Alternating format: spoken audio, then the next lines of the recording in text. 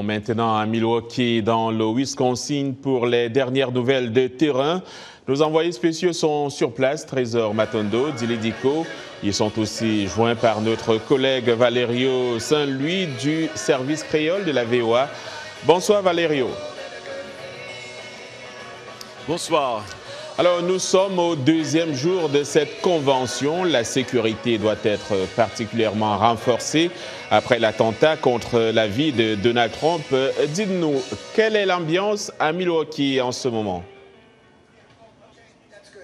En ce moment, il faut dire que l'ambiance est moins tendue que hier. Eh bien, évidemment, pour deux raisons. Hier, c'était, si vous voulez, la première journée, c'était la grande lancée, avec la présence d'ailleurs du candidat nommé, l'ancien président Donald Trump, et aussi la présence de son vice-président qui a finalement été lui aussi nommé. Donc, on comprend que l'ambiance aujourd'hui est moins tendue. Bien qu'on constate quand même qu'au niveau sécuritaire, c'est toujours serré, très serré. On voit la présence sur le toit même de ce stade, le Pfizer Forum, où se déroule cette convention nationale du Parti républicain, et on voit bien postés des services secrets américains.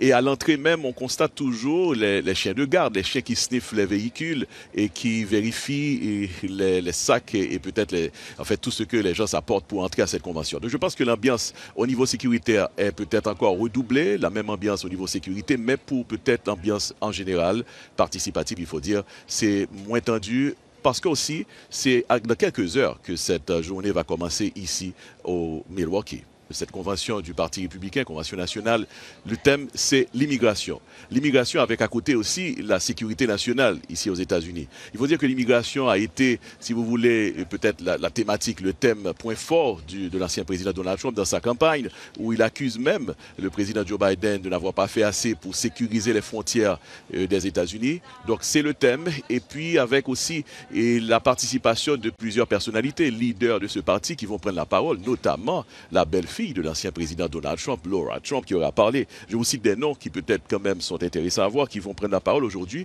autour de cette thématique de l'immigration et de la sécurité nationale.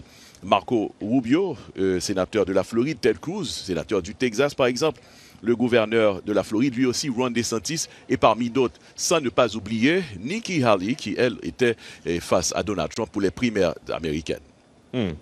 Du beau monde donc pour cette deuxième journée. Merci pour toutes ces précisions, Valerio. Un plaisir.